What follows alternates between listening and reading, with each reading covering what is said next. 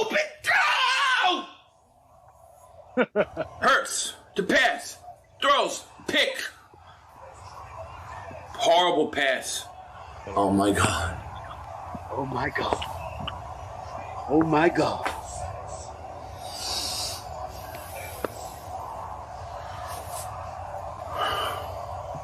Stupid! Stupid throw! Son of a bitch! What a bad throw! Stupid throw!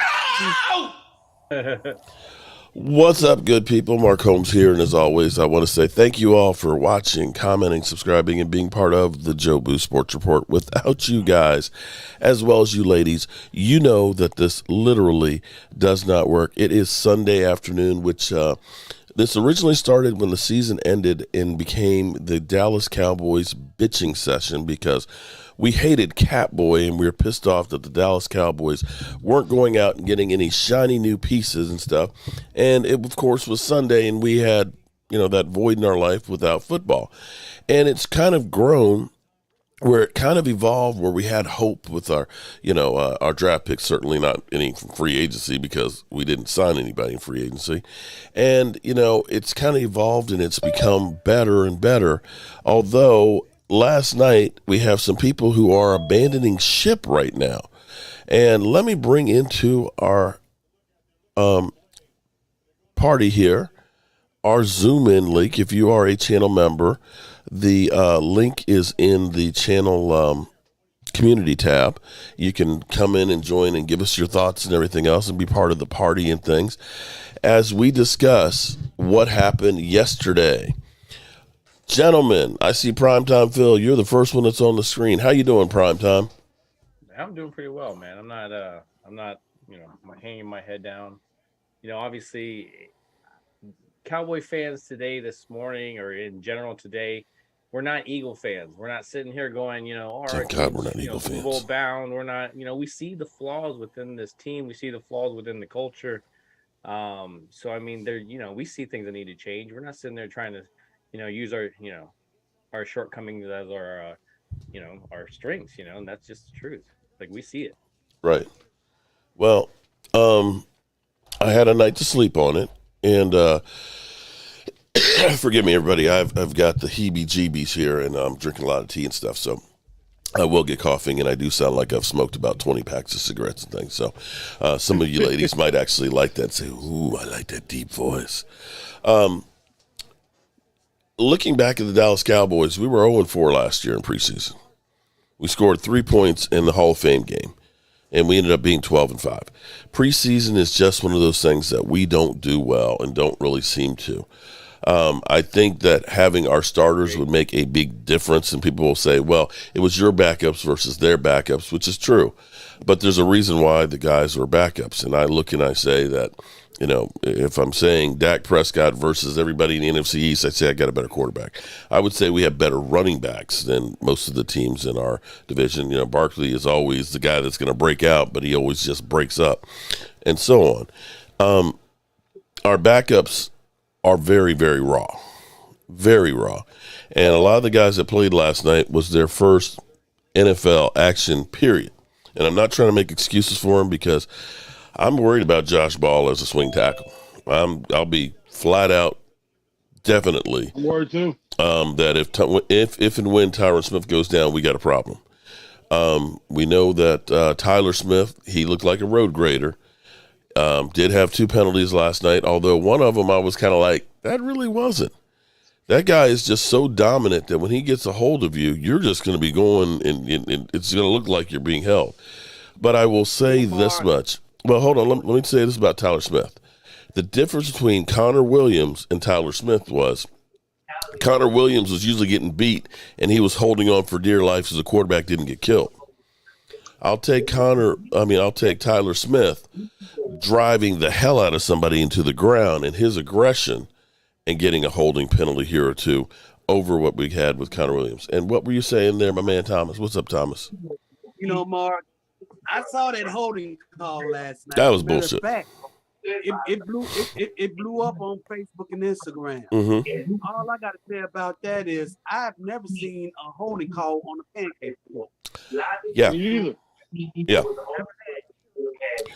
And this is where you start to begin to think that there is an agenda against the Cowboys because of reputation or because of whatever.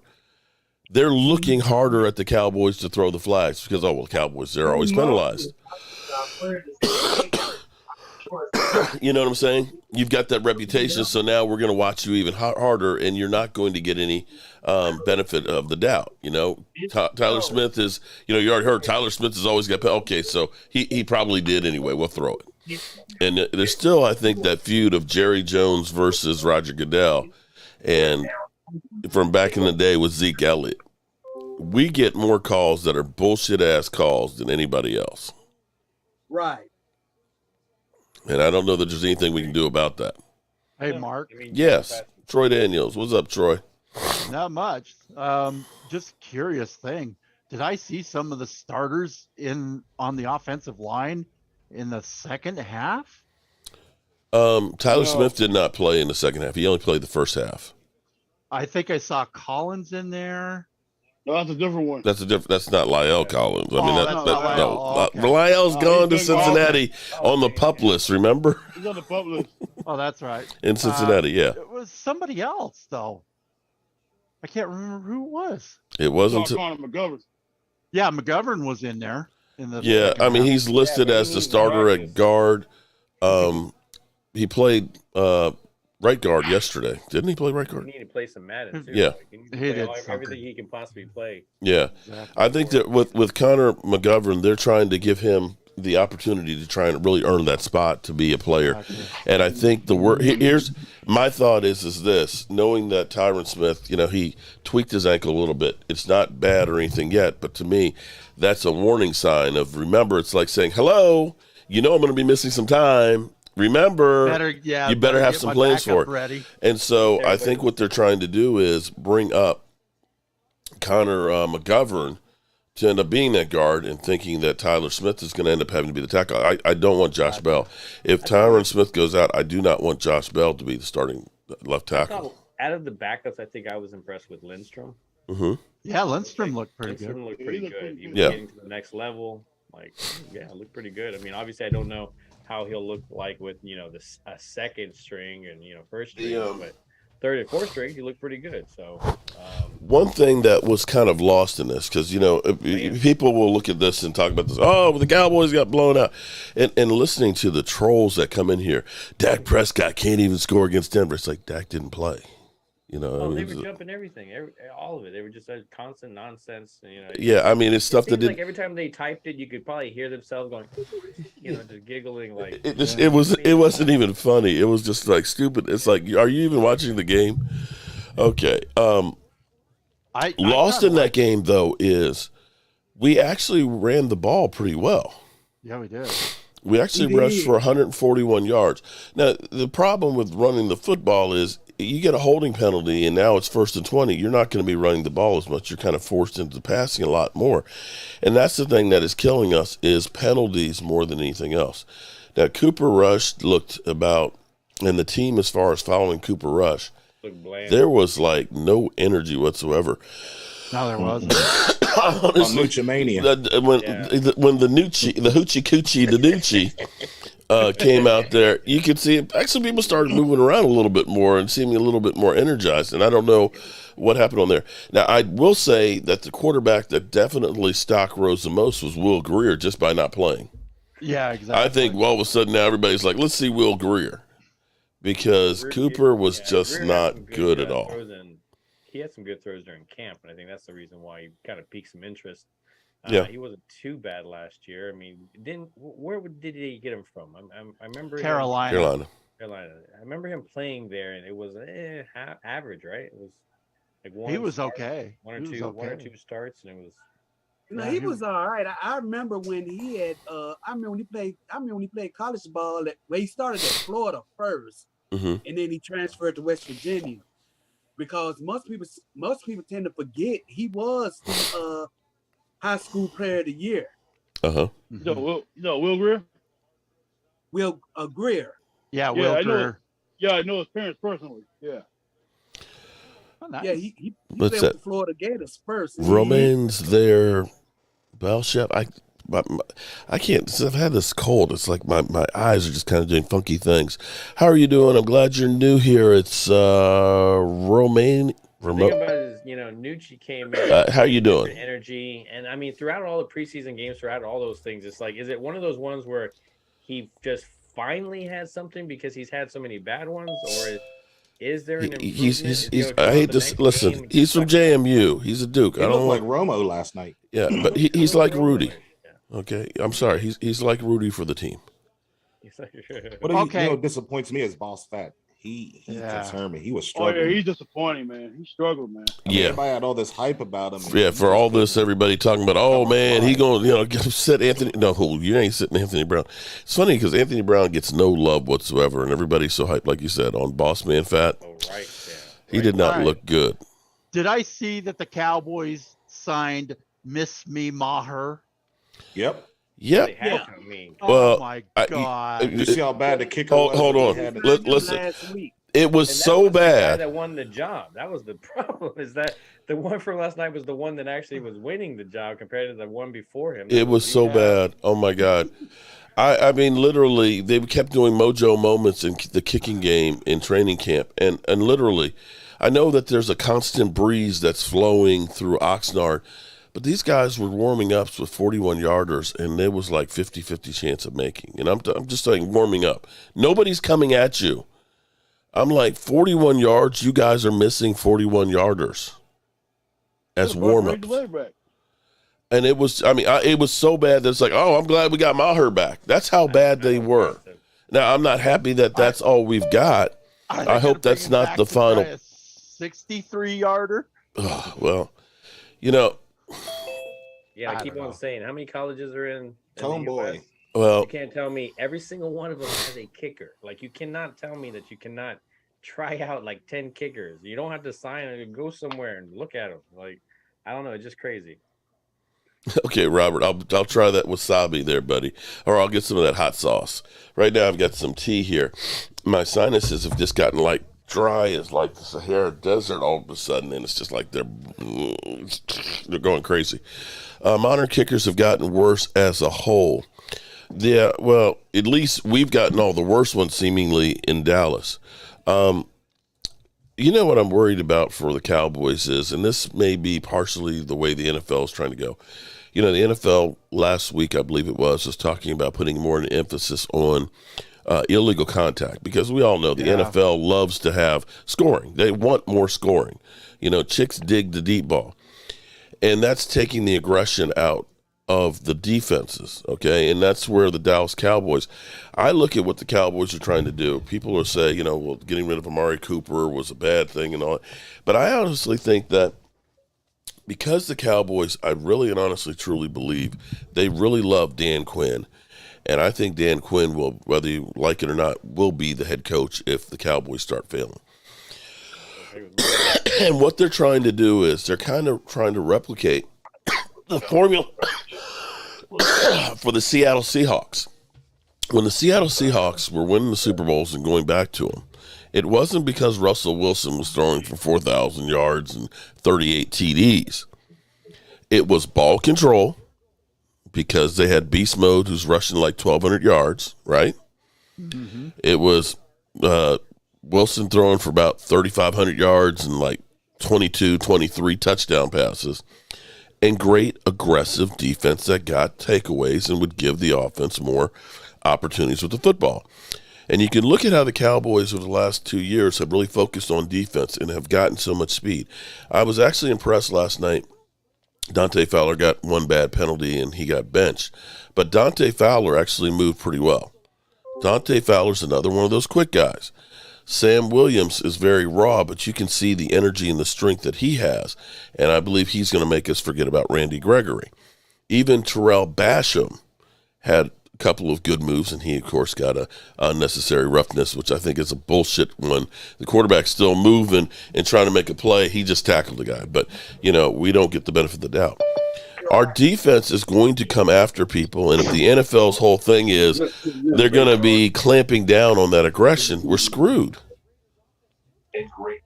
Yeah, they're not going to let our defensive backs play on the receivers. They're not going to let our defensive linemen, go in and make those tackles on the quarterback. They're going to be so soft with the quarterback. It's like, all right, we might as well not have a defensive line and then just play him back 5 yards and see what happens. I mean, good golly, it's stupid.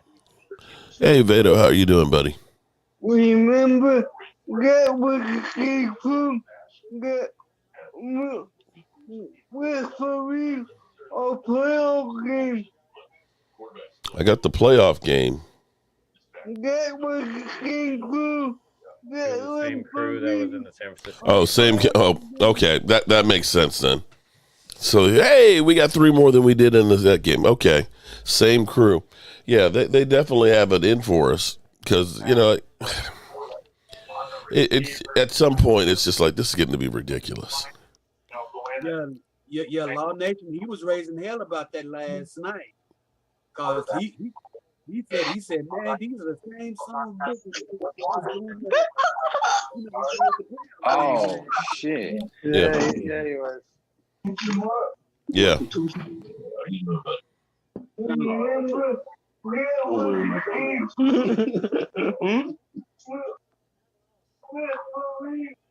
I think somebody's got their volume up in the background. Okay, yeah.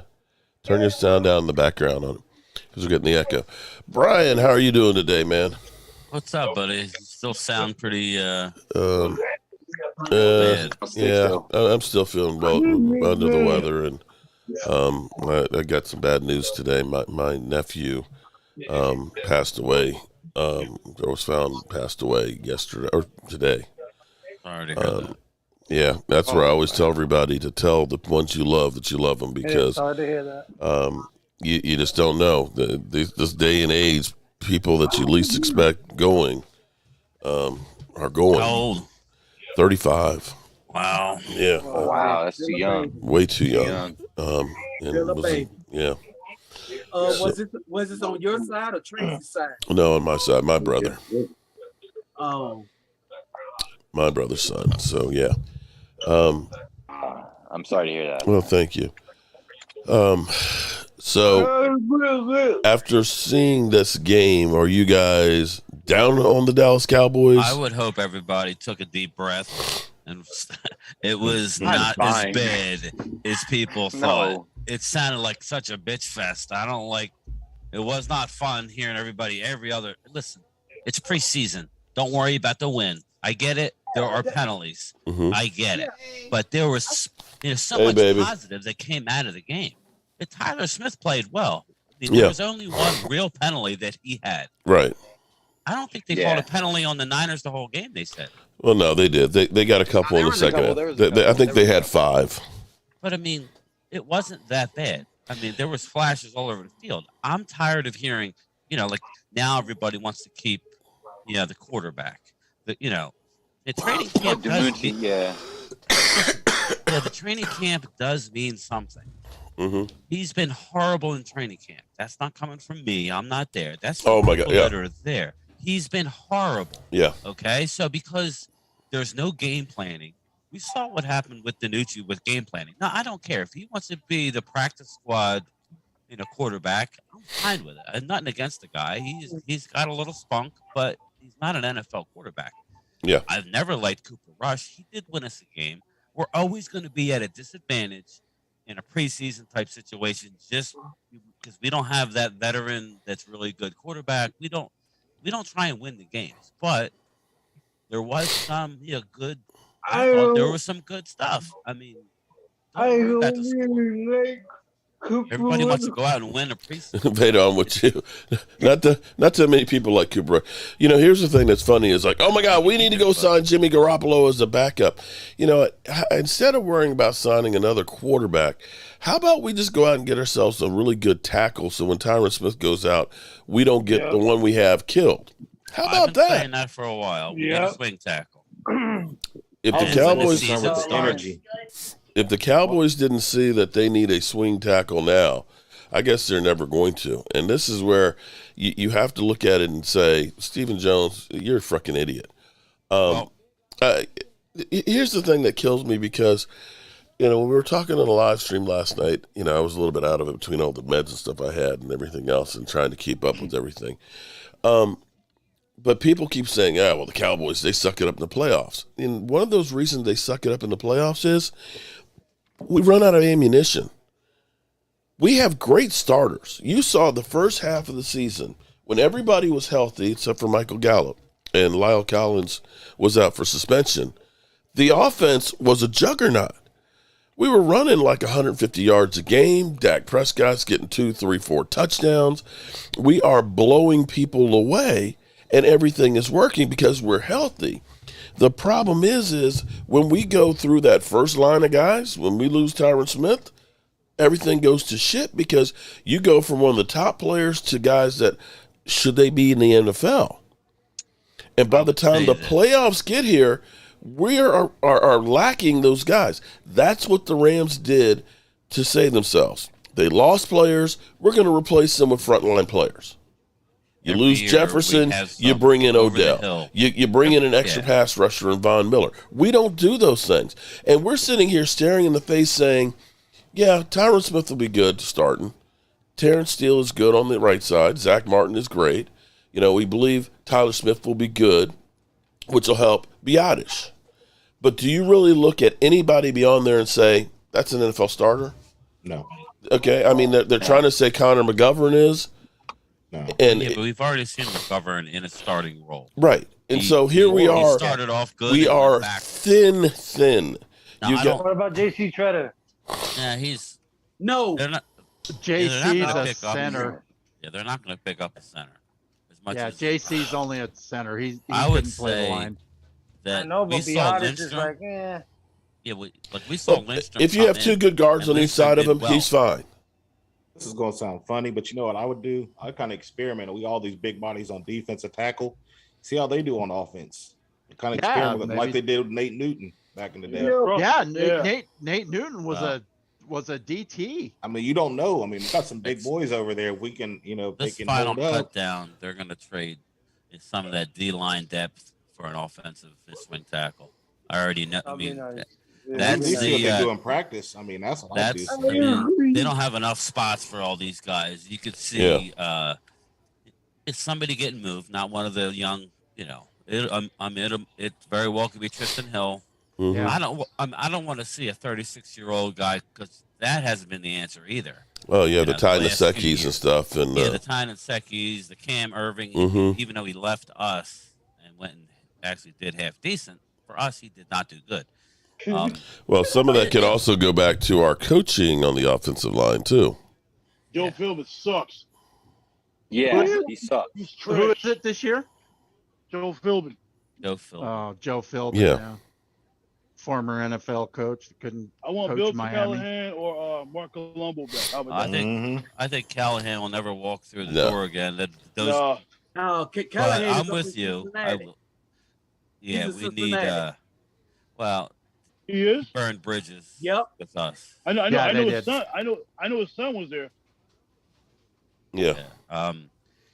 Well, it may be his son. I mean, I know this is weird, but do you guys know? Ever since we got rid of Rich Hoffman, I think that's his name, Rich Hoffman, or the kicking coach. I know we don't want to get too caught up with kicking, but remember when they had that? They don't actually have a coach anymore that instructs these guys. These guys are mental midgets, a lot of them. They get in their own way. Rich Hoffman was a kicking genius. Right. And they don't have that. Now they just have the special teams coach. Which is Bones Fossil. These guys are expected to come in and especially Garibay. Wait a minute, don't they? Fossil's the one who I was going to say John Fossil's the one. Or Bones Fossil. That's all they have is special teams coach is John Fossil. There used to be an actual kicking coach. Yeah, an actual kicking coach. Yeah, and that's on the usually- team. I thought John Fossil was the kicking coach. No, he's the special teams coordinator. He controls all teams. So it's not like you have one guy who goes out with two or three guys and, all right, come on, boys. He's like, and usually usually those team part right there are usually the kind of like the backups of the backups. I think it was Rich Hoffman. It was something Hoffman. He was the kicking guru, and then after a while we said, oh well, we don't need him anymore. Well, it's been a shit show since he's left. Yeah. Now, I will say. Well, you could say the offensive line has been a shit show since Marco Colombo left too. Yeah. Where's he at now? He's out of a job. Yeah. He got fired in New York because him and the coach. I don't know about you guys. Don't you want somebody that's going to go in there and go, no, this is not. He didn't like what they were doing in New York. Jason Garrett brought him in. Right. I like Colombo because he brought energy. He's fired. I mean, that's what he did. Yeah. That's why Joe Looney got out of football. Yeah, and that more than anything else, until there seemed like there's no energy on the Cowboys. No, until like until Ben DiNucci got in, that was the first time you saw some energy actually there. Now again, I don't want to make excuses. The first string wasn't in there. Well, true, and you know that Mike is going to bring a lot of that heat and passion on the sideline. But here's my thing: I had Wade share with me a rant from 2015 when the Cowboys were butt awfully ugly when we lost Jason Garrett. We lost Tony Romo. I was like, what? I'm sorry, Tony Romo. Again, lots of mess. Mark still cries at night for Jason. Oh, no, I'm not. No, I'm not crying for Jason Garrett. But I think about how the Cowboys are the circus that comes to town. Here it is, Washington is only practicing now, and I'm not saying Washington is a model. Don't get it twisted. But they're working out at their training facilities, and they're staying at their own homes. The Miami Dolphins, they're in Miami, lucky them, and they're working out of their facilities. We're going to Oxnard for 2 weeks. Then we're going to Denver for a few days, and we're practicing. I'm assuming they're going back home for a practice or two at the Star, and then we're going to San Diego. Right? Los Angeles. Right. Excuse me. They should have never left San Diego. Excuse me. They will never be the Los Angeles Chargers in my mind. Okay. They should always have stayed. If you've ever been to LA and San Diego, you're saying, why would you leave San Diego? But be that as it may. But going to LA, and you're constantly now out of your own elements. You're not really able to get back into a groove. You're staying in hotels after hotels. You're jet lagged for 2 weeks. And so is that the best way to get trained and get ready for a season?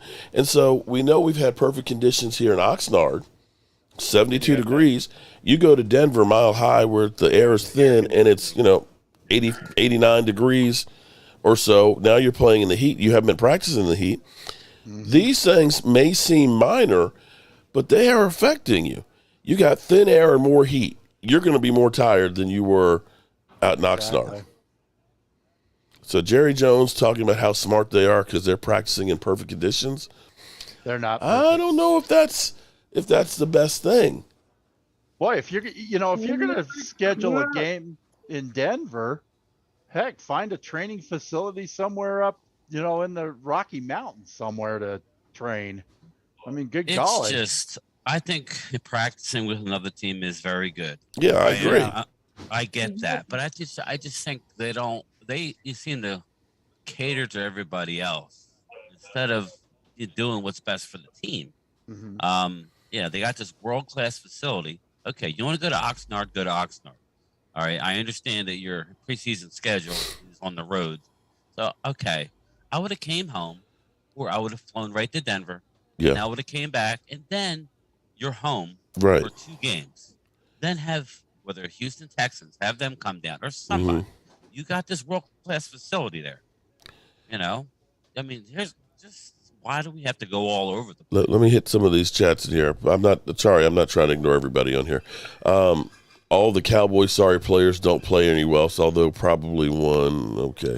How about them Raiders? Wrench people. John, thank you for acknowledging the loss there. Kathy's got her glass of wine. And Shay, I will try to do better to acknowledge the chats there, buddy. All right. I'll look too. Oh, there's Ramalama. Should have known he'd be in here, of course, when the Cowboys lost. A couple of us who have the wrenches have been watching that chat. Yeah, I normally let them go, but last night I wrenched a couple. It was just getting ridiculous. Watching the preseason game. Let's just rewind a year ago. I'm just trying. Listen, I'm not trying to say that they're going to be 13-4 or whatever. I'm being realistic. But last year Didn't that first game go bad as well for us? Yeah, and we were. It was not rosy. Yeah. I can assure everybody in this Zoom and everybody watching, our defense is going to be top 10 and it's going to be elite. Oh, it will be. With that being said, we're going to be in every game. We may have a stinker, okay, like everybody else is going to have a stinker. Shout out to Mark Hutton. Elite. Trust me when I say it. It's going to be fun to watch. If I had to choose the elite side of the ball, you give me an elite defense. Okay, so, let me acknowledge this comment from Mark on he's like, we need Sean Payton because we know he'll come in and clean house and get a new coaching staff. I don't know that Jerry Jones would still give him full autonomy that way. But here's the problem. Here's the problem, though. If you want to bring in Sean Payton, would you want to give up CeeDee Lamb and Micah Parsons? Because you're going to have to give up 2 number ones to get him. No. Okay. You can give up 3 2s, fine, because we can't. You're not giving up a second round pick. Okay, no, but hold it. You've already had the precedent made for John Gruden. Right. John Gruden was 2 number ones. You think New Orleans would trade Sean Payton to the Cowboys for less? Never, I would never do that. No, but that's what. Just bring in Sean Payton. And I hate to say it, guys. Sean Payton, the last 5 years, had teams that were like 12-win teams that weren't going to Super Bowls. And believe it or not, Mike McCarthy's been to the Super Bowl more recently than Sean Payton. So you're talking about the same kind of guy. Yep. I'm just hoping that this team, when it comes down to cut time, they pick the right players, not the draft picks. Because, I would say all of our 5th-round picks this year showed out last night. Mm-hmm. So they Ridgeway had Ridgeway was on the field. He had a few good plays in there. Deron Bland, he was all over. Sam Williams. What do you think about that?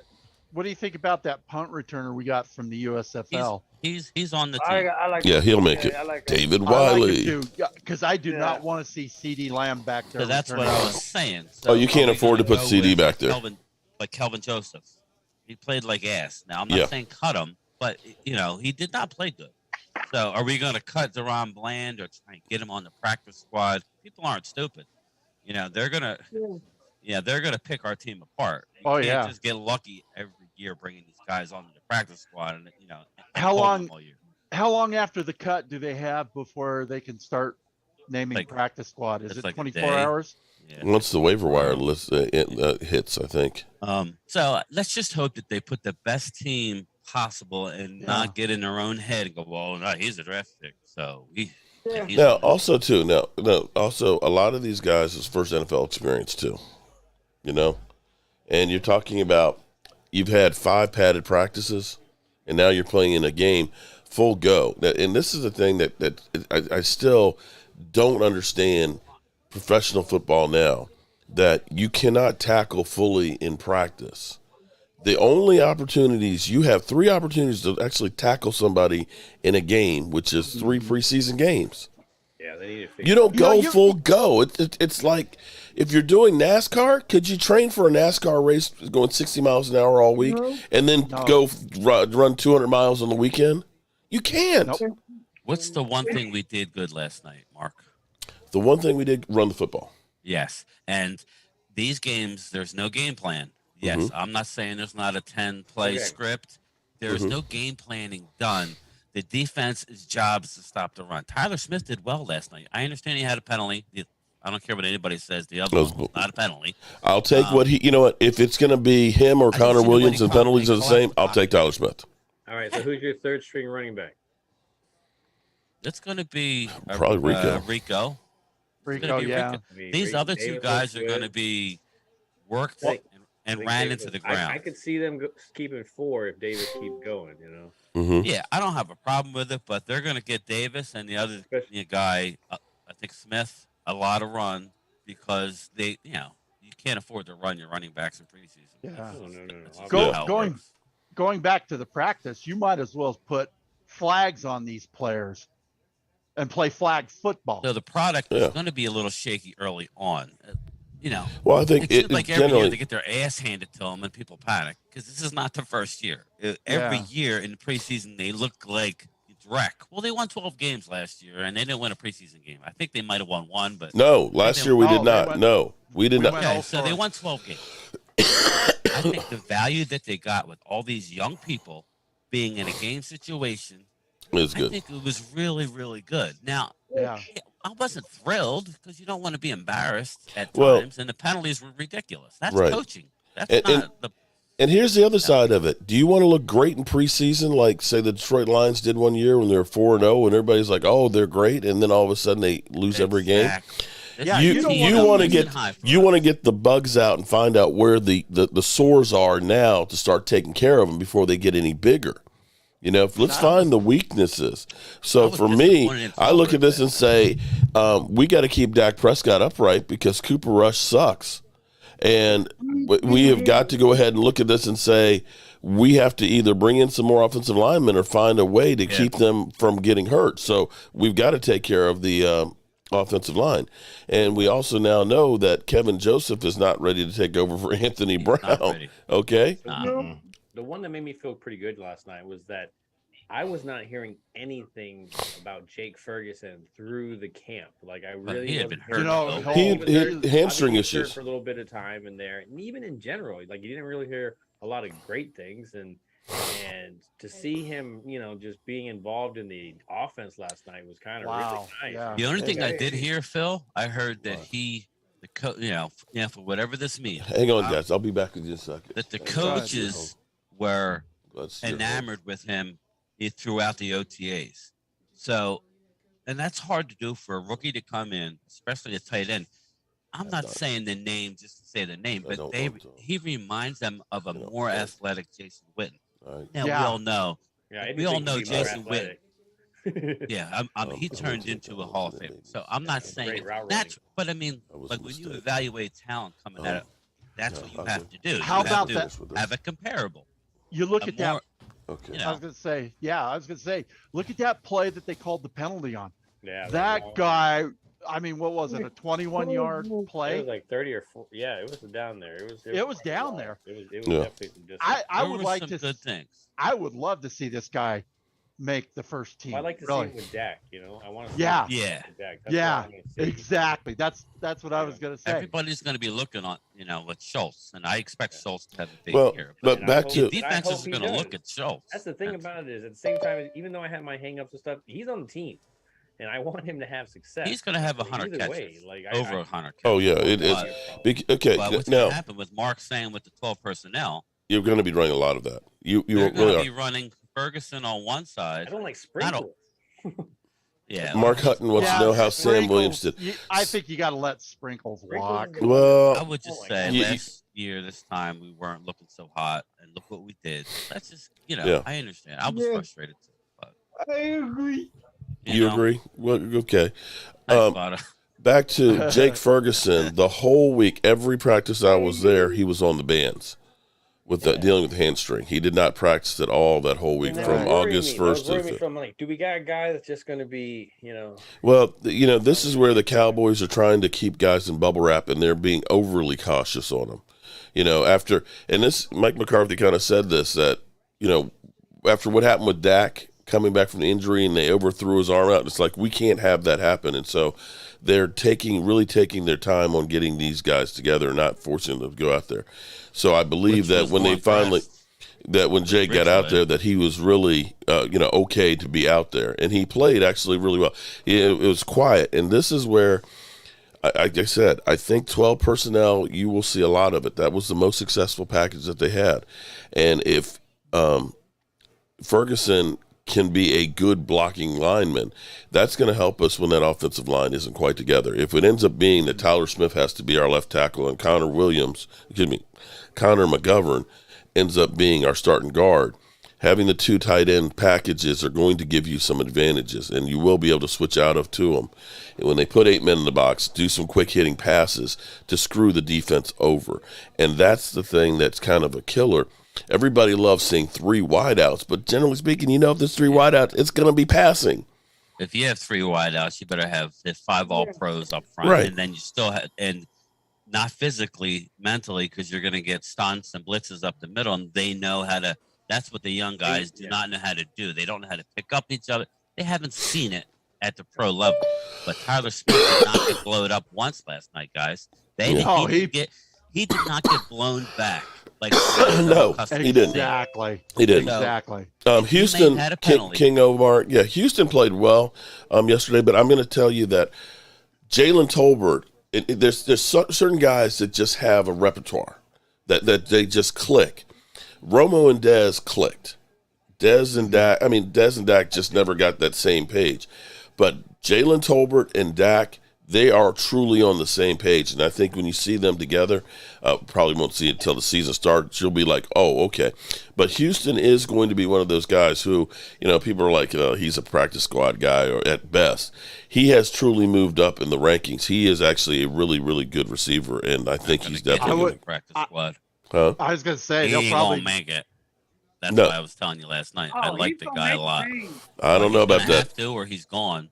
So I don't know about that. I'm telling you, they really, really used him a lot in training camp, and they really are high on him. Add him to the team. They're not going to get him on the practice squad. No, they're not. Even if he's going to be picked up. Yeah, he'll get signed somewhere else, even if he did get on the practice. This is why I was telling you, I hope they look at the evaluation and not names. That's all. But we know Dak ain't gonna let that happen. Dak has invested time and energy into that chemistry. Mm-hmm. And with Dak being the guy, Houston came out of nowhere though. Yeah, but him and Tolbert, they said Houston what's his freaking name? Fehoko in there, man. Fehoko's looking, Yeah, Fehoko's Vasher has kind of come back down to earth. Got the touchdown. Vasher's going to be hopefully get him to the practice squad or going to sign him. Vasher started out really great with that one-handed touchdown catch, but he's been kind of gotten kind of cold as far as carried up in this. Mark, that's why I was telling everybody. I told everybody after that one-hand catch, I told everybody, I said, man, do not get excited. Yeah. Don't do that. It's early in training camp. Do not do that.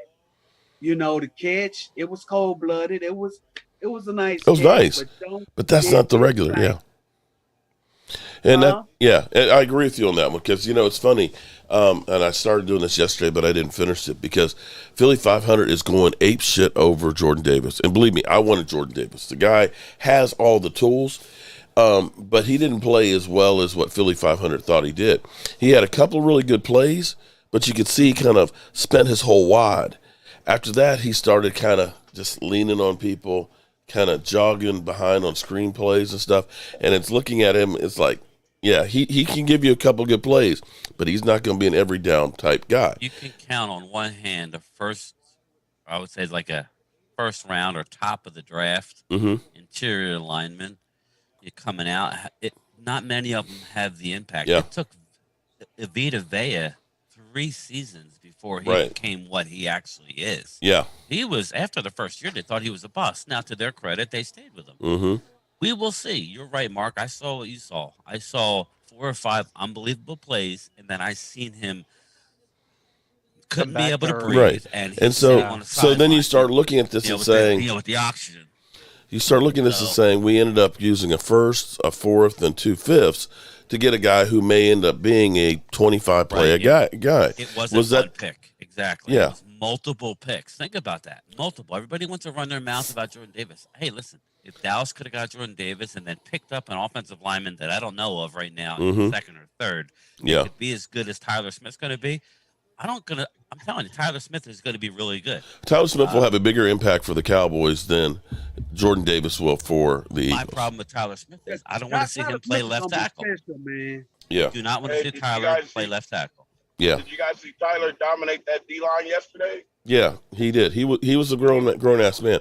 But then this brings me to the question of, okay, he was the offensive lineman of the game for us. Then why is he second string?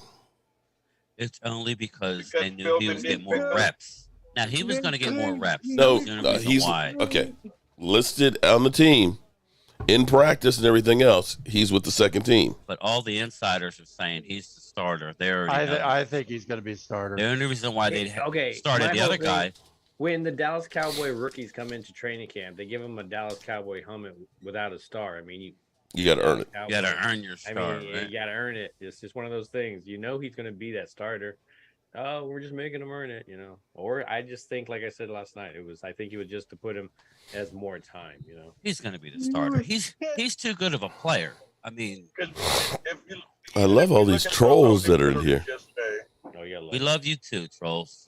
You know what? I can't wait for the Eagles to fall flat on their face. It's going to be. But of course we won't see them anymore, will we? I mean, Jordan Davis has to also take time away from Fletcher Cox. Yeah. I mean, or Hargrave. The elephant in the room, Mark, is Fletcher Cox is shot. Mm-hmm. He was shot at the end of last year.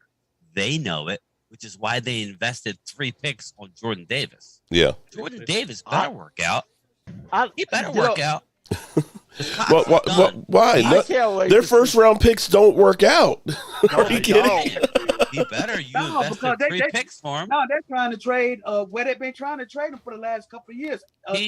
Dillard, right? They're trying to get rid of him. Well, they're trying to trade Dillard for what? I heard the rumor. They were trying to trade Dillard for, I want to say, a safety. But listen, people aren't stupid. Just like Jalen Reagor, they're trying to flip him for a high pick. It's not going to happen.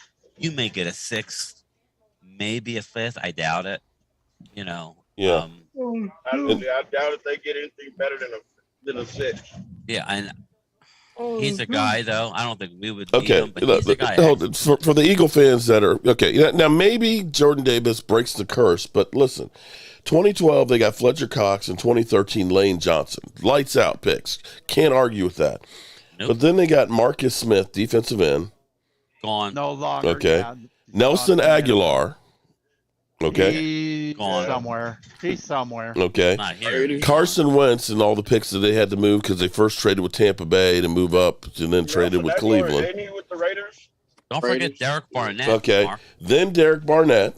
Yeah. Okay. All right. Derek Barnett. Get his ass up. Get his ass out of there. And then they got Andre Dillard, okay, who they're trying to trade. Then they got Reagor. Heard how great Dillard was going to be. He hasn't done squat, and they're trying to trade him. Okay, and then you got Reagor. Okay. Can't be no worse than Josh Ball. That they're trying to trade that nobody's going to give him a ham sandwich for. And they have Devontae Smith. He's back at practice today, but, he's only been there for 1 year. We'll see. He's going to have a breakout season. And then Jordan Davis. So you look at that list and say, damn. People will kill us for Taco Charlton, but we've hit on a hell of a lot more first-round picks than probably anybody. That is not – and this is the thing that kills you. The Cowboys are so good at drafting and finding undrafted rookie free agents. The problem is they suck when it comes to topping it off with free agency. They just don't use that tool, and you've got to use every single avenue that you can to get the best players out there. Yeah. So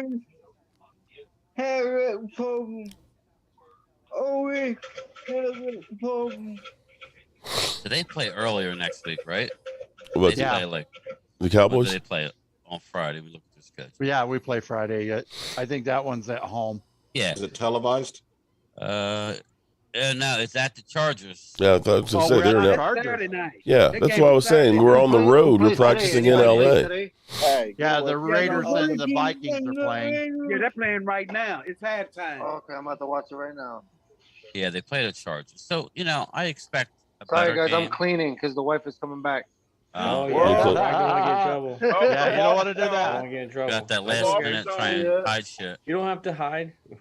Hey, Rock, man. We can Rock. tell you if you miss some spots. Hey, Rock, I could use some of that pha, man.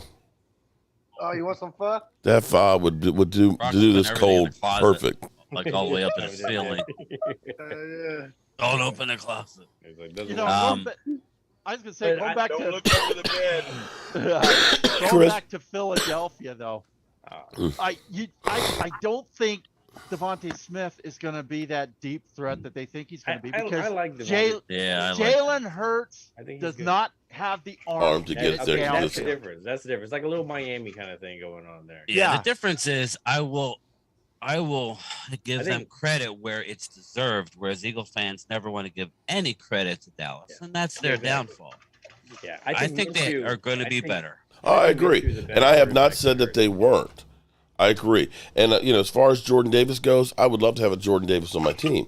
But thinking that trading up what they did to go up to get him, I'm not sure about doing that. It's kind of like it was kind of like Kyle Pitts. It's like, I would have loved to have Kyle Pitts on my team, but to have moved up to try and get him, I'm not sure that you want to do that. What Ridgeway did last night by forcing his way into that game because they did not want to play him. Mm-hmm. The coaches are like, just take it. No, he said, I want to play in the game. And not only did he play in the game, he showed up. Yeah. I mean, listen, since when have we had a guy of his since when have we had a guy of his size demand a double team? Yeah.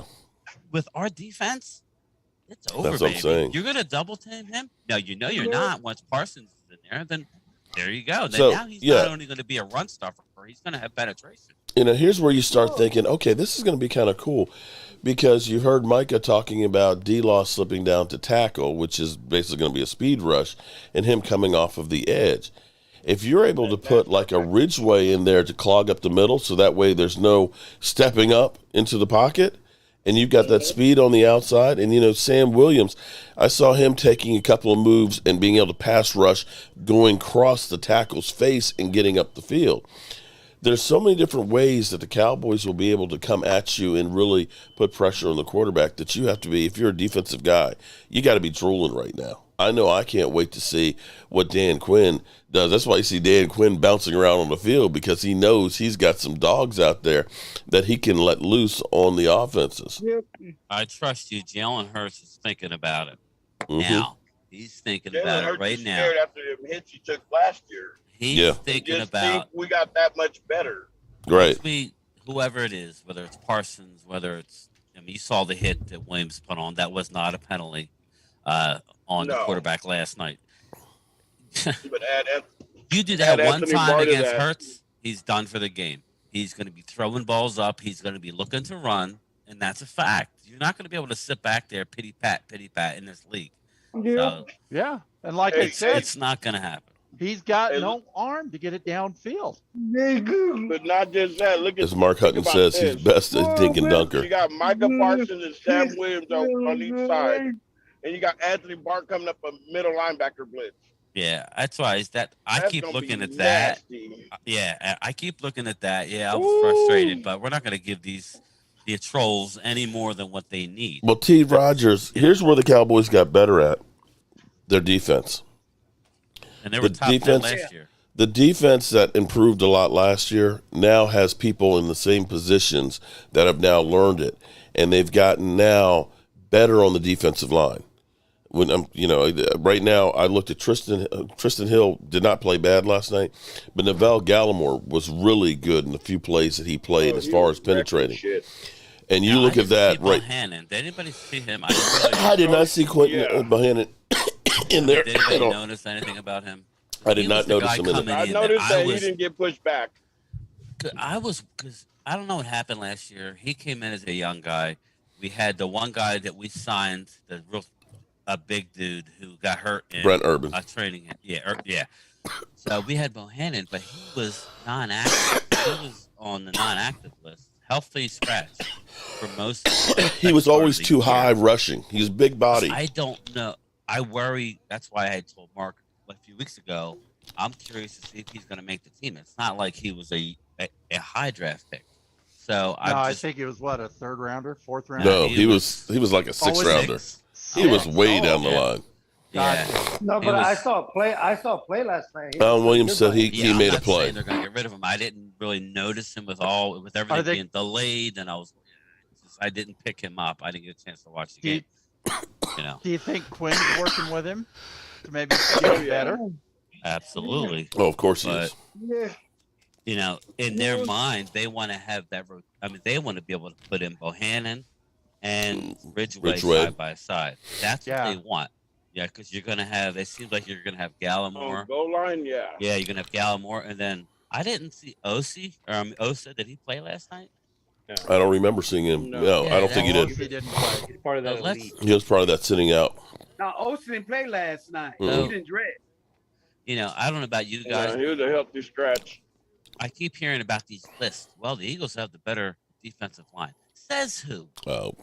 Says who? Where? Because no, but everybody, you watch ESPN, everybody goes, "Well, that." Well, you know, the Cincinnati Bengals at this time last year were ranked as the 28th rated team in the NFL. Okay. Exactly. All right. So you can look at this on paper. You know, we could go back to the Dream Team in 2012 where, you know, they signed all these great players, or, you know, when Washington had a good defense and they signed Albert Hainsworth, you know, or even last year where they're talking about how are you going to contain that Washington defense? That was ass last year. You don't know until actually the games start. You really just don't know. The hard part's going to be is there's going to be some tough decisions to be made for the Dallas's defensive line, which is not something that we've usually looked at. Usually it's kind of like we need to go out and get some more guys. Right now it's going to be, damn, who are we going to have to let go? You ain't hiding anybody. So you better make this decision based on who deserves to be on there. You're going to let somebody good go. That's just the way it's going to be. Yeah. Don't make a mistake. Mark, yeah. You know, Mark, like I said about a month ago, everything is on paper. Women's Day. That's what your paper was. That's my church bulletin from this morning. Okay. But everything is on paper. Somebody can be used as paper. Yep. I would say my initial fear is still remains. I'm not worried about Jerry Jones fucking it up. If anything, I'm more excited about the defense. It's going to be injury on the offensive line. Mm-hmm. Okay, injury on the O-line, and them doubling. I told you this over and over. I'm not saying they're not going to be good, but them doubling CD, Dak not having time to throw the ball, and the young guys, these young guys not being able to get open early on in the season. But the counter to that is run 12 personnel, which is what we're hearing they plan to do. Let's hope that they stick with that, because that puts 2 tight ends on the field, possibly 2 running backs, and that's the way to counteract that for a few games. So, well, it's also about deception. See, this is the thing. You want defenses to question, where are they going with the football? Okay, it's not the days of the 90s where we can say, we're running the ball right here and stop us, but we're that much better that you can't. You can't do that in today's NFL.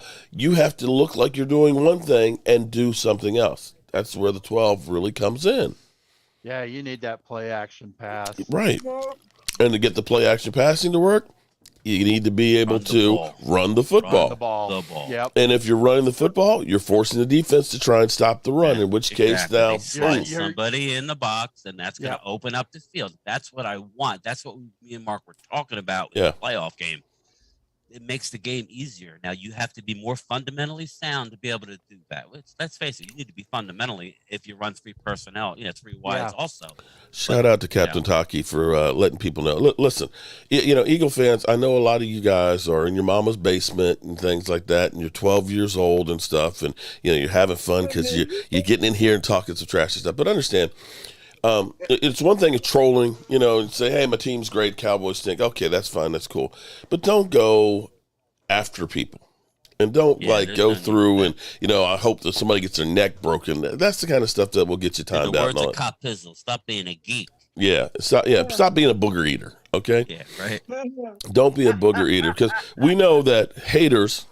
Yeah, you know what I'm saying? Like, real hating, man, that's like an art form, man. It's like, you're like a born hater, like myself, man. Born haters. A lot of cats think they hate, but, man, I mean, I'm mad, I'm mad at everything, man.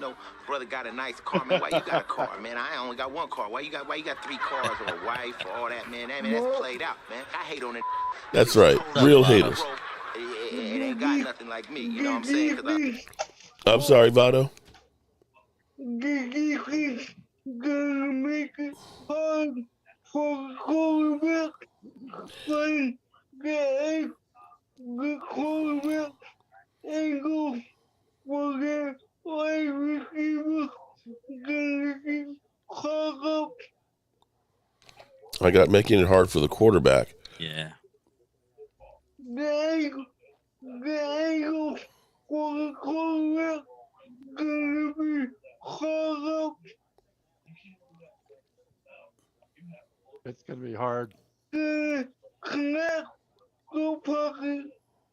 Connect the pocket. Well, if we're talking about our defense, I think that our defense, that front line, is going to be able to really collapse the pocket. Yeah, I mean, if you look at the defensive line, I mean, sitting at like a 3-4, you got the defensive tackle. I mean, right there, you got your defensive end, the other left end, right? Yeah. And then you got 2 outside linebackers. Right there, you have like 5 defensive linemen on the field in that package with 2, really good linebackers. And, one of those linebackers on the outside could still be Parsons. So, I mean, yeah, you got a lot of speed. Defensive guys on the field is pretty nice. Right. Yeah, I'd love to see them collapse the pocket almost every play, but we know that won't happen. It's gonna be hard for the quarterbacks to see over their defense line. Oh, well. It'd be really hard. Yeah, okay. Philly Eagle fans, nobody. Hold on here, real quick. Philly Eagle fan, nobody's scared of Parsons. We got Jordan Davis and Nakobe Dean. Oh my gosh, neither one of which will stop him. Okay. I think we found the dumbest person in the world. If nothing else, the Eagles front office and PR department has done a wonderful job spinning this. Oh wow! So that's what they're selling here, and I would just say to the people in the chat, you better cross your fingers that they're everything that you want, because if they're not, it's gonna get ugly. Yeah, I think Beto was talking about our defense making it hard on the opposition quarterback. I think we definitely will, and I think that Dan Quinn is going to be able to, without having to blitz per se, be able to bring pressure from so many different angles and so many different ways using Micah Parsons. And we haven't even scratched the surface yet with Anthony Barr added to the mix. Exactly. If that middle opens up like we want it to, watch out to their quarterback, because he's going to be leveled at any chance that Barr gets. Yeah. And that's all the piece on running Goblin around. As long as we stop the run, we're going to be making them pass the football. Which gonna make it hard for them to see over the defense line. Hope so, man. Yeah. Oh my gosh, Philly fan, man. Oh my heck. Philly. Oh, they've gone crazy. They literally have gone crazy. I mean, unless they've got a time machine and have gone into the future and found out that the Eagles won the Super Bowl, they talking a lot of shit. I mean, I just am amazed at how, I mean, I believe in my team and everything else, but damn, these mother humpers are going overboard with this stuff. Yeah, I have faith in the sense that this team can beat the Eagles, and I have, because I don't think that they've made that difference. I think we got worse on offense. Yes. And not on the offensive line in the sense that we lost Collins. Oh my God, we lost Collins. We got Smith. No, it's the age that made that a little bit worse. And the backups, that's kind of iffy, but I don't think it's difference of 40-something points that they got scored on. And your defense, you add somebody that's the guy that's injury prone out of all the Georgia linebackers, and you think somehow you got undersized there, that's fine. But at the same time, I don't see that big difference in the draft picks that you thinking that, AJ, Brown's going to all of a sudden give us that big, huge advantage that we didn't have last year. Well, you had some good receiving stuff. I mean, most of the time when Smith was catching it, he was bouncing off of a defender or something, and he was catching the leftovers. So, I mean, to say that it was impressive, no. I mean, so there's the reason why he dropped down. I think the team is a playoff team because we can win the division, but I don't think we're a Super Bowl team. So come on, like that's the difference. We're not naive when it comes to the team. Yep. Well, but here's the thing: is you never know what you don't know, and if you end up having people that come on like you're not expecting, like Micah Parsons did. That guy helped to change the defense. Going into last year, let's go into last year. Nobody thought our defense would have played as good as they did. You did not have players on there that you really had faith in. I mean, we had Jalen Smith and Leighton Vander Esch, who was always injured. We had D-Law, of course, who, we looked at was overpaid. We ended up bringing in bargain basement guys. Secondary, who just I've never seen a D-back other than Dion. He's not Dion, but he plays the ball better than I've seen anybody in a long time. But you didn't go into last year thinking that Diggs was going to have that kind of season. I didn't think he was going to. And nobody thought Jaron Kearse was going to have the season that he was going to have. And so those guys came together out of nowhere to get better. Now, that's not to say that the Eagles can't have the same kind of effect. Anybody can. Like I said, Cincinnati. Nobody thought that Cincinnati had, 6 wins in the 2 years before? Difference is we did it with a lot of young guys. They have a lot older team than we do. Yes, they added some young pieces, but they still have a lot of old pieces. And a questionable quarterback. I think as Cowboys fans, we're more realistic on our team. We're not going to say this year we are. Like Phil says, we are primed to make the playoffs again. What happens after that? We will reevaluate. Chuck Smith, shout out to you, buddy. Living rent free in the Eagles' head. At the end of the year. Last year we were getting away from it. We were getting away All right, from guys, playing. I'll be back. All right, Trucker's Life. I gotta check so the hard part is getting in the door. What you do once you get in the door, it's a new season once the playoffs start. It really is. To sit here today and go, we're going to the Super Bowl is naive and laughable. It's a long year. Because that postseason becomes another season. Everybody starts 0-0. That's what's exciting about having a young group. We have a super young team. If we do, like Mark and Phil and everybody's saying, if we do get to the playoffs and our young guys are starting to say, oh my God, I belong. It's a new season. It could be scary. It could be real scary. It can be. Pope and some platinum beats. I'm only here to ride Mark Holmes. Well, appreciate it because you're definitely helping my algorithms here. Okay, so thank you. But we know, like all cockroaches, and you're a new cockroach here, that once your team starts losing, you won't be anywhere to be found. But you know what? Win, lose, or draw, I'm always here. I'm always here defending the star. Like all of us are. Yep. All of us are. We're the diehards. Yeah. At the end of the day, I'll call them out. For years. I feel sorry for the 30-year-old. If Philadelphia wants to get on it, he's got to become a channel member. How about that one? Philadelphia, if you become a channel member, you can join the Zoom call. Cowboys aren't scary. And you know what? I love the fact that they are feeling themselves and not worried about the Cowboys whatsoever. That's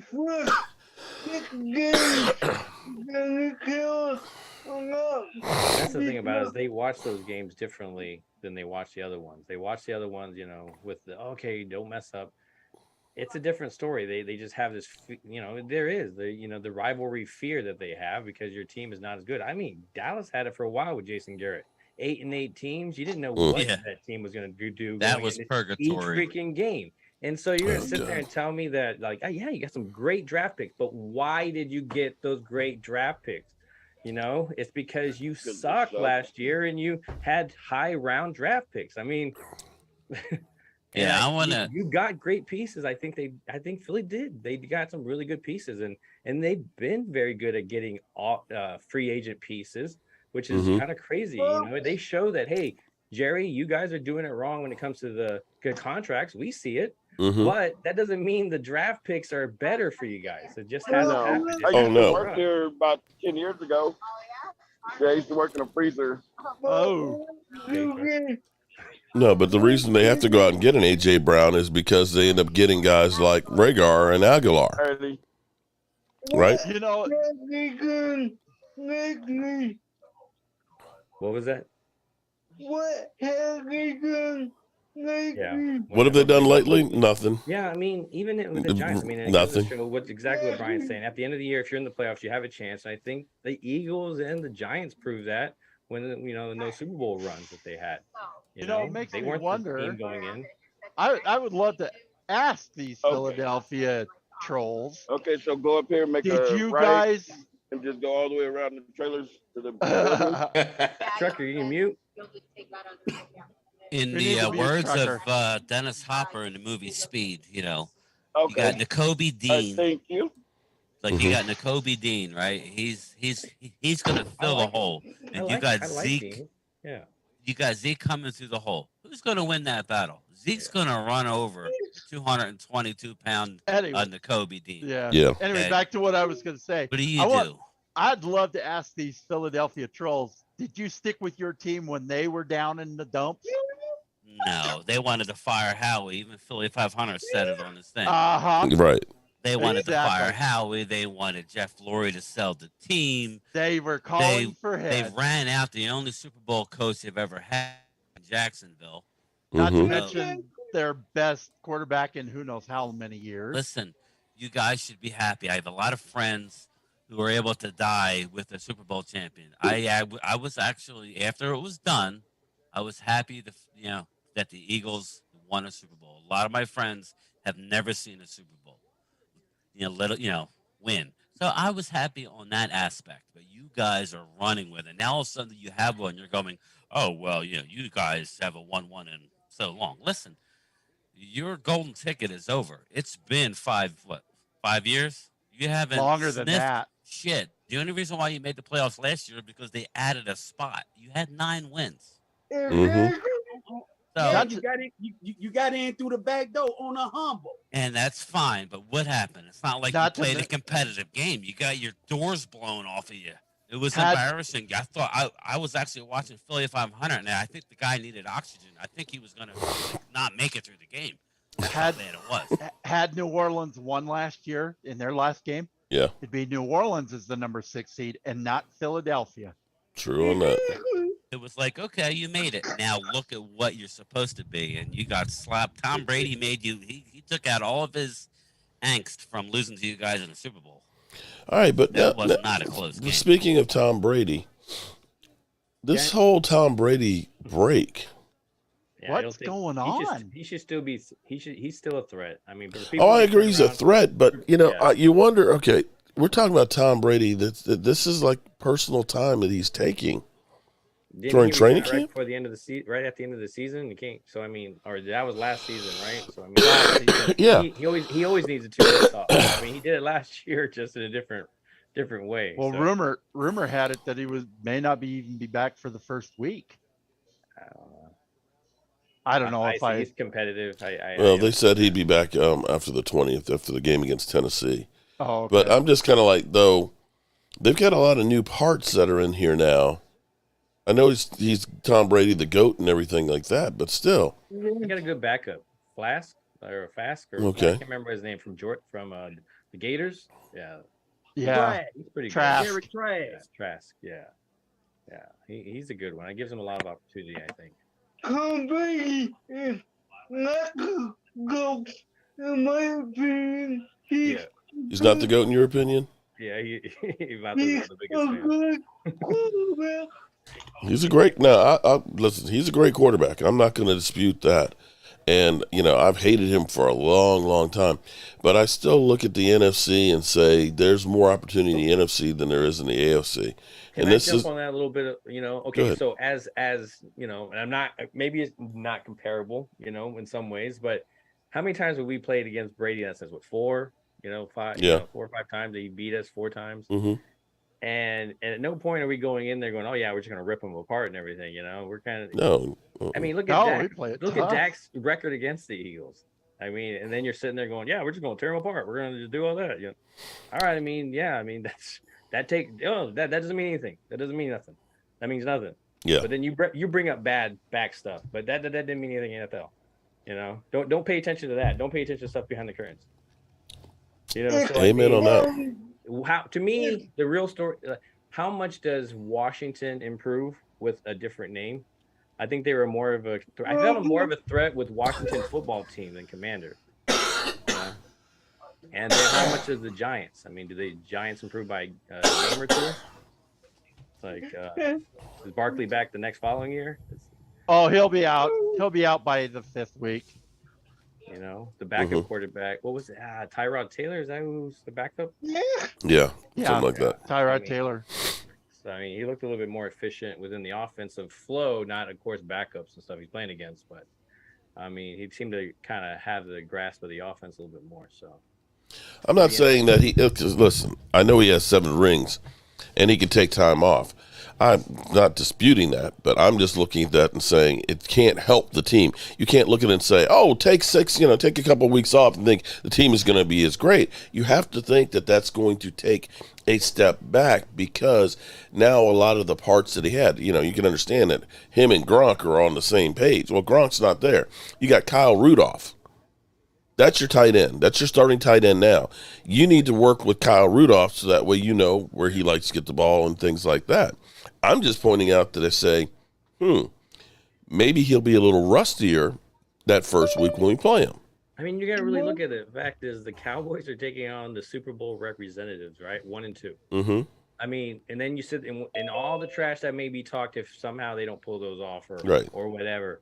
But I mean, that'll get pushed to the side, And Cowboys are a failure. Ryan was jumping on in the sense of the difference of the schedule, right in the beginning. How one's a little bit more easier than the other, but then it switches and Dallas becomes a little bit easier later on. So it's like we're not going to deny the fact that ours does get easy at some point, but it does start off pretty rocky right off the bat. So you definitely got to bring it. Well, the funny I hope they have the attitude of don't worry about Tom Brady whether he's with it or not. Mm-hmm. They need to be in attack mode, and from kickoff until the end, like James was talking about having the attitude and having that's all I care about. Week 1, I want to go after Tom Brady and smash his ass into the turf legally. Own the line of scrimmage and beat their ass, and you will beat Tom Brady. I mean, that's just it. Don't get caught up in Tom. If he's there, great. If he's not, I don't want to have a letdown because Tom Brady's not there. We could lose. Anybody could lose to anybody. I just want to have the right attitude and make a statement on that first game. Now, adversely, if we come out in that first game and we don't get the job done, it could be a snowball effect. We could go into that second game and it could be not good. Yeah, exactly. You know what I mean? And Joe Burrow just returned to practice today. Yeah. Who? Joe Burrow just returned from practice from having the appendicitis. I feel good about that first game. I really do. We'll see if they win. I feel like they're going to go out and make a statement, but they have to do it. I'm not playing the game, so. I'm gonna see y'all, man. I'm about to cut the grass, man. All right, man. Peace out. Yeah, we're going to go to 6:30 and we're going to get on out of here. My voice. Somebody said stop coughing into the mic. I apologize. I'm sorry that. Talk for him, but we don't want to talk over each other either. Yeah. Get involved. Get reason. I just think it's. Yeah. I just think it's funny. You got a Philly fan. Tom Brady will beat Cowboys with one hand tied behind his back. It's like, well, he obviously did that with you guys in the playoffs. I mean, God, it wasn't even close. At least our game was very competitive. You guys were like, I mean, they didn't show. It took a bullshit call. It took a bullshit call last year for them to beat us in their home stadium. Yeah, I mean, but that was a bullshit call. Didn't have no one hand tied behind his back. Yeah, I'll tell you that. Yeah. So I mean, listen, for him to say that, it's like it's when funny. it comes to Tom Brady, you put yourself away from the side. You put yourself away from it. Yeah. What we did against them is not what you're gonna. It's just funny. Apples and oranges, obviously. Tom Brady did not want to be in Tampa this year. He was. He thought he was going to be in Miami. Yeah, and there was a lot of collusion going on, and he thought he was going to be in Miami, be a part of ownership. Mm-hmm. There was a big grand scheme, and now he's back there without his boy Gronk, without Miami Antonio lose a Brown. first-round pick because of that. Mm-hmm. He lost a bunch of picks. I mean, Antonio Brown's not harping to get back to the Buccaneers. He's harping to get on the Cowboys, and I mean, he's a psycho, but he was their best receiver. He looked crazy. Yeah. But Mark? He was their best receiver. He was, yeah. And that's the thing, that people don't realize that tight ends have become more important in some cases than wide receivers.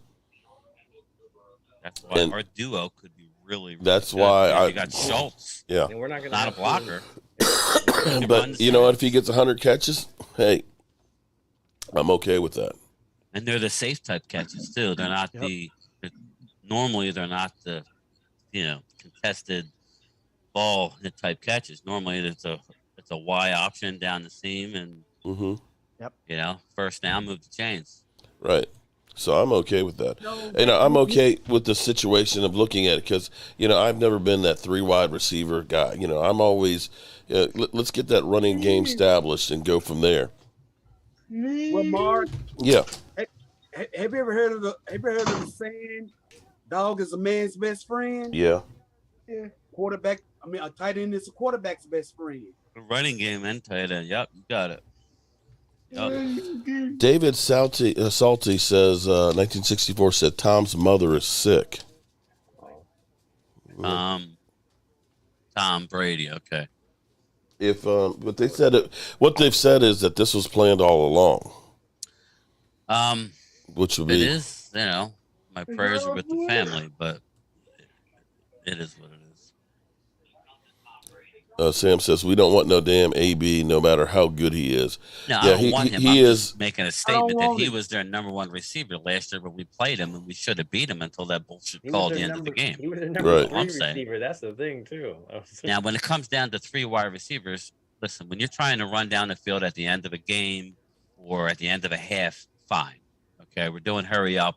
That's what the, like if that's what the grouping calls for, fine. But you know, for the most part, I want to see tight ends in the ball game. Yeah, I agree with you on that one. AB, he's a cancer. I don't want him. Don't need him. He's a team killer. No.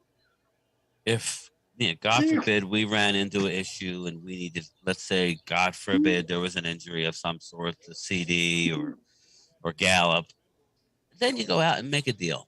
Okay, you go out and get an established like we did for Amari, and they've proven that they would do it. They don't want to do it now, which is kind of refreshing because we all want them to go out and get the best receiver out there, but we don't know what we have yet. So this may be the best course. Let's see. I didn't know Dennis Houston from anybody. Maybe Dennis Houston emerges as like a Michael baller. Thomas type guy who out of nowhere is going to be a good receiver. Let's give it some time. We have time. And if we got to make a move, we'll make a move at some point. Let's see what they got, man. I'm excited about this young here, at least for you Eagle fans, this is funny because Philly 500 put a video out about 3 hours ago. Fight, Battle of the Bust, Andre Dillard versus Derek Barnett. Dude, we should do that on Oh, my who, God. Who do you think is going to be a bust in that sense of a bust? A bust for our team. You would need it would have to be in the first couple rounds. So give me some. Boss man fat could be a bust. Yeah, boss man fat. That's who I was going to suggest. I mean, you that's know, definitely to me. obviously it will be Tyler Smith, but I don't believe he's going to be a bust. No, I like it. So I'm just saying, if you're looking at busts, Kelvin Joseph's definitely right there in that would be Kelvin Joseph. Yeah, Joseph. But the verdict is still out for Calvin Joseph, though. So It is. let's It wait is. a while. But I mean, if you were to pick one, It is. put Right now, your mortgage on it. You know, hasn't flashed yet. Jabril Cox, you could say because of the injury, but you know, and he I don't think he played We last. drafted him in round 4? Is that Was he 4th? I thought that was 3rd 4th or round. 5th? Okay. Yeah. So, you know. Then forget that. Then that's not. Yeah. But Tyler Smith yesterday, you know, he was bullying guys yesterday. I was seeing the highlights on Tyler Smith. He was like pancaking one guy and throwing the other guy. I would say the frustrating part is, you know, the issues that we see are what we've been talking about. We need a swing tackle. Yeah. We need a swing tackle. We've been calling for this for a month. Well, a month.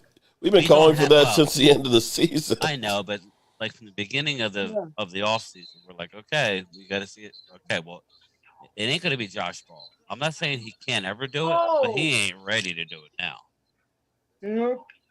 Nope. I don't think Josh Ball's ready to do it, but No, not. You got to be a special athlete to be able to play swing tackle. Yeah. I'm not ready to gamble $40 million right there on Josh Ball being our that's tackle. The thing. It's Dak's ass is on the line here, and they're fucking with it. Excuse my language, and they need to get it straight. The Eagles are cutting. Josh Ball be converted into a left guard?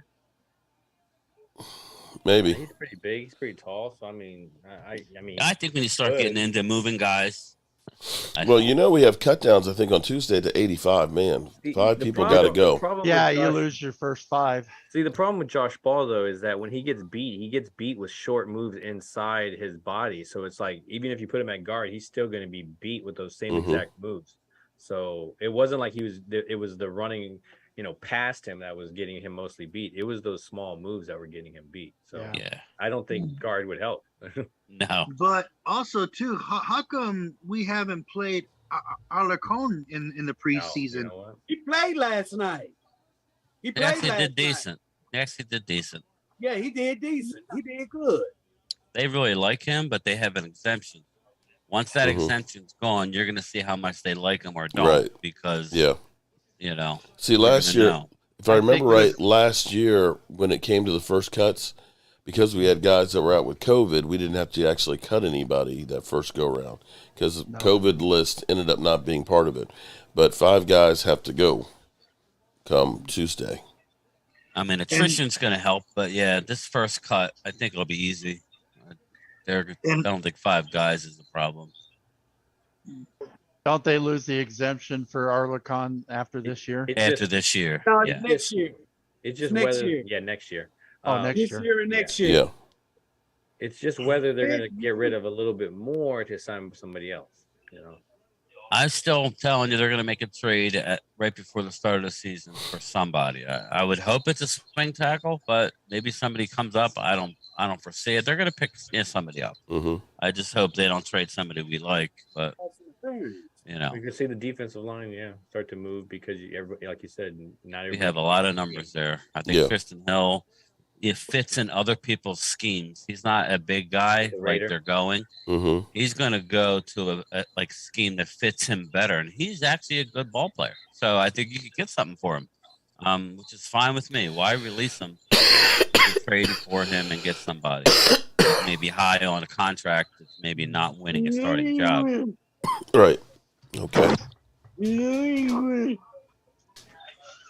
will be good. You'd be good in New England, you think? Yep. Well, I don't know that they wanted to make that deal for N'Keal Harry. Yeah. And Dallas said no. Now N'Keal Harry is out for the year, so that worked out good for us. But I said they were looking to do that. Hey, what you guys think on Tevin Jenkins? I keep hearing his name come up. Who? Kevin Jenkins? Yeah, the lineman from the Bears. Don't know much about him. Yeah, I say I didn't catch. I keep hearing about Roquan Smith. Yeah, him too. I keep hearing that, but it would be a perfect fit. But they're not going to invest that type of money into that position. But that would be a perfect fit. No, we're the Cowboys. We don't go for anybody. UGM, that's Tevin Jenkins. They're not getting along, or something like that. But Mark, they said that they would do it for a 3rd round pick because you have to pay him an average of $20 million a year or close to. And so, we know the Cowboys aren't paying anybody. Like we say how much linebackers that we have, but if you look a year ahead, we only have Van Der Esch signed through this year. Yeah. We have Micah Parsons, who's going to be more of a hybrid. So you really can't count him as a down in a 3-down linebacker. So we actually do have room for him. And it would be unbelievable if they could get it, but we know that Cap Boy ain't spending that kind of money. The Cowboys look at it and say, "We've been burning all these big contracts. We're not doing that shit anymore." Yeah, I just heard 3rd round pick and I got excited. I'm like, sign me up. He's a tackling machine. Look at his numbers when you get a chance. The man is amazing. No, Roquan Smith. Roquan Smith out of Could you imagine having him? Because Anthony Barr is only on a 1-year deal. He ain't going to play for $2 million next year if he blows up and gets 8 sacks. We'll get a comp pick for him. Which would be great. We don't have as many as we think on the surface. This year we have a lot of bodies, but we'll see. Young. We'll see how Jabril Cox ends up working out because that may end up being one of the wild cards right there. I just have a fear that he's going to be that guy who's always hurt. Deshaun Lee. Yeah, Sean Lee would have been a Hall of Famer if he could stay healthy. Yeah. I remember Roquan Smith. I remember when he played at Georgia. Yep. I just heard 3rd round. I was excited, but I know we're not going to pay it. So. If Anthony Barr were to do good this year and then we get a compensatory pick, what round would that be? Probably depends 4. It all depends on the contract. If he gets $10 million a year, it'll be a third round pick. All right. So a tweet from Calvin Watkins. Some housekeeping items from the Cowboys-Broncos game. Tyron Smith, ankle. Isaac Alarcon, hand. And center Alex Lindstrom, ankle, have some health issues. Oh. I thought Lindstrom played well so when he came in. He actually got a push, and he's a rookie. Yeah. I think he may be a stow guy, a guy who gets starts the year on IR, and then they can make a decision to maybe sneak him on the practice squad later on. I don't think Dan Quinn likes Van Der Esch. Dan Quinn don't like Van Der Esch. Van Der Esch played really good last year. Yeah, towards the second half of the season, he played a lot better. Yeah, so I think he's been one of the better linebackers in camp, Votto. He's had a very good camp. I'm just saying the contract is what it is. This is his last year. I don't necessarily like him. You don't necessarily like him? Because to me, he's not physical. He's not physical? Yeah, that's why I said Roquan. I know we're not paying it, but they keep bringing up Dallas like they always do. But that's it. Normally, though, Mark, you got to give up a high pick and pay them. Yeah, and now it's like I'll do one or the other. I don't want to do both. Right. Now you're giving up a third round, and you can give them 20. Let's say it's $18 million a year, and you structure it to where you add a year. You know what I mean? And you bring that salary down. Sign me up. Hey, Lola, how are you doing? He's all over the field. He's Nakobe Dean with size. Right. And he's done it for 3 years. Yeah. I agree with you on that. Yeah, that's all. But right now, linebacker is the least of my worries. It is. Okay. My question marks still are. I feel okay about the wide receivers. Hey, I don't have the experience, huh? I got Barr here. Yeah, Lord knows you talked about him enough. So I'm now. But offensive line is my biggest worry right now. Yeah, we are razor thin. We've been talking about that all for a while now. So what offensive lineman are you going to get here now? Then, mailman, who are you going to deliver for us? Let's see who gets let go, right? Yeah, it's going to be somebody. It ain't going to be a let go situation. It'll be somebody making decent money who is not on a team that has a young person that they want to go with, and it's close, and we can get a decent player. You're asking me who that is? I don't know. Plus, there's still some out there that haven't been signed too. Hey, I got a name for you. They're trying to dump this guy, and I know you never see it. How about Andre Dillard? He's a left tackle, and he can't get on the field because of what they have in Philly. Now, they probably wouldn't trade with us. Not now. In the draft, they might, but I have a feeling they're going to let him go. Just like I think Jalen Rager. Mark my words. He's having a good camp, but they still want to get rid of him. He's going to go somewhere and have a good NFL career. I think TCU, I would hope that they would cut him. I would pick him up, and wouldn't that be the best thing to see Philly see Jalen Rager going off all over him? The dude. That would be. He has a lot of talent. He just, for whatever reason, you saw we had Jimmy Smith here. Remember? You guys remember Jimmy Smith? Yeah. We let him go. We let him go because we didn't like who he was. He wasn't developing on the field. He's a Hall of Famer. Mm-hmm. So, he put up some Hall of Fame numbers. Over 800 catches. Everybody goes, I don't want him. He sucks. Just, if they cut him, let's get him. That's what I'm saying. Let's get him. And then watch Philly squirm when he's catching. I think when you see But you know what, though? What if the Buccaneers were to pick up Jalen Rager if the Eagles were to let him go? The fact is, he's actually doing so good in training the last 2 weeks that they may be stuck in keeping him. But sometimes you just don't work out in a particular place for whatever reason. It seems like receivers don't work out well in Philadelphia. Yep. I think when Philly has to make their cut down, I think you're going to see Dillard on that list. I really do. Well, the dude he's massive and he has a lot of talent. He's just, it's not working out there. I'm just saying, I have a feeling they'll get somebody, Mark. It may not be who me and you like, but it's got to be better than Josh. It's got to be better than Josh Ball. Right. Yeah. All right. You know what? I won't trade for him, but if I'm Jerry Jones, I have him on speed dial just in case he do get released by Philly. Yeah. Right. Yeah. Yep. Yep.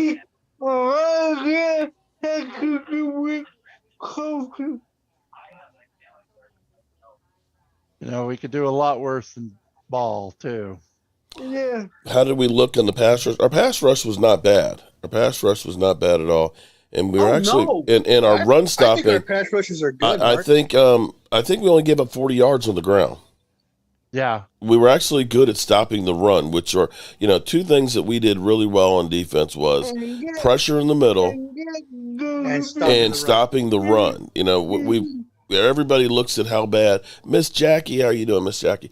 Everybody looks at Cooper Rush. I'm sorry, Cooper Rush. If we get down to Cooper Rush, the season's lost anyway. Okay. Yeah. What we have to be concerned with is how do we protect Dak and keep him upright. Okay. I'm not worried about getting another backup quarterback. I'm worried about keeping the one that I have that we're paying $40 million healthy, and that is taking care of the offensive line. And if you're talking about trying to get a backup quarterback that would be good enough to do anything, it'd be probably cheaper to get a left tackle. Because there's not exactly, even if you got Jimmy Garoppolo, you really want to go pay $20 million for Jimmy Garoppolo to be a backup? No. Jimmy Garoppolo is a serviceable guy, but he's not like a world beater. I mean, he's not coming here to be a backup. When you got Andy Dalton, everybody thought Andy Dalton was as good as Dak Prescott, and he cost us like $3 or $4 million, right?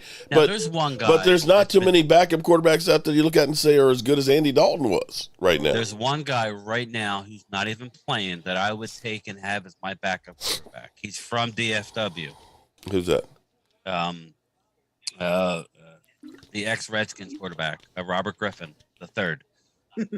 I would have Robert Griffin III as my quarterback as a backup. He's already said, and get rid of these other guys. Robert Griffin III does have some talent. He's just he's been working out. I'm just saying I don't like. He was in Baltimore and got a cheap. chance to play. It was bad. It was bad. He was just like a couple hits, he was gone again. How about Colt McCoy? Is he on the team? Yeah, he's on. Again, none of these guys are going to take you to a Super Bowl. Yeah, but I just want somebody that's going to win. Like if Dak was out for 3 or 4 games. How about this one? What if Denver lets Brett Rippon go? He's unproven. You want a guy who's has skins on the wall. Well, Brett's played in a few. Yeah. And he didn't do too badly. I think, he held his own when, who did Denver have as their main quarterback? I mean, I know what Mark's saying. Bridgewater. Teddy Bridgewater. When it was Teddy Bridgewater. Yeah, if that goes down, we're the done. season's but not over. If we only need him for 3 or 4 games, you want something better than what we have. We just do. To be honest with you, I think. Okay, hear me out. Brian, I want somebody who have skin on the wall. Yeah. I want somebody with A experience. gamer. Yeah. Hey, listen. Here's a thought. How about Tyler Heineke as a backup? Okay, but here. Okay, hear me out here. No way. No, hear me out here. Which would benefit us? Okay, you can get Cam Newton.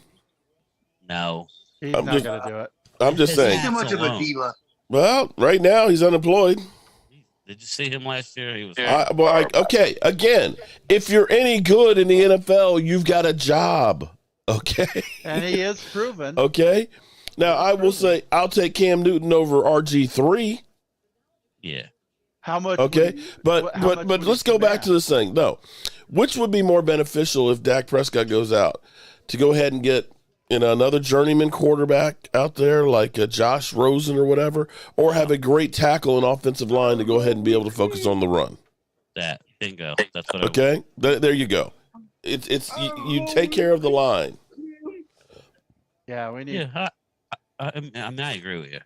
We just got need to that talk about O-line. backup quarterbacks. Yeah, we need the O-line.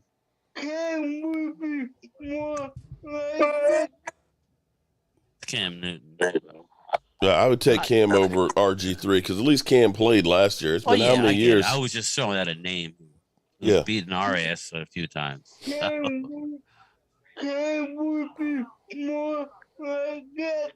Yeah. How much would he command though? That's the thing. Cam Newton, probably maybe like $6 million. Yeah, I don't think he was that much for maybe Carolina last year. Yeah. No, Carolina got him on a. How about Sam Darnold when he gets cut? Oh God. God no. He beat us though. He beat us with the Jets. Yes, so he did. You guys say no. He cut us up.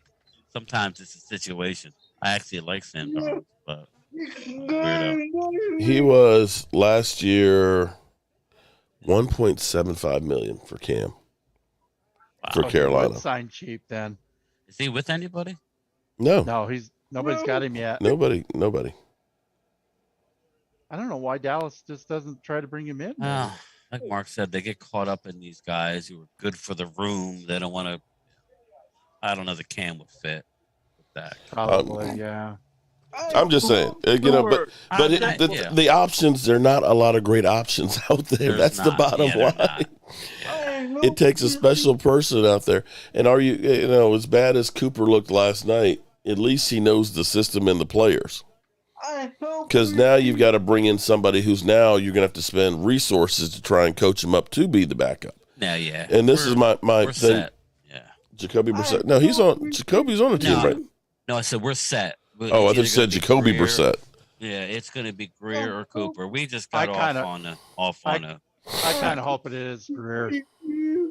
Yeah, we know what we got in Cooper. Greer has a lot more upside. I think he could get hot and actually win a group of games if we needed him to.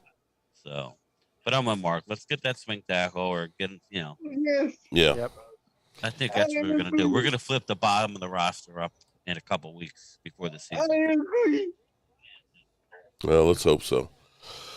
All right. Boy, we've been going on almost 2 hours here. Jeez. Yep. All right. Anybody got anything else to add here before I better let Mark go before no, I got my tea here. That's how about that? Yeah, I got my tea. Went down the wrong pipe. I got my tea. Yeah. In a neti pot. I hope you feel better, man. Yeah, actually, hanging with you people definitely made me feel better. Again. Hey, look at the bright side, Mark. In a little less than a month, so it's going to be opening day. We're going to be live streaming, talking about how the Eagles are 25 days. And then we're going to 25 days, 1 hour, 31 minutes, and 40 seconds from now. Trying to get filled down. Is the kickoff. I'm getting excited. Mark, I hope you're better by then. Oh, I will be. Oh, he will be. He just needs to sleep more. I've been asleep, actually. I've been asleep, and then I'll wake up, I'll shoot a video, then I'll go back to sleep again. I'm shutting down, bro. You're running me into the ground.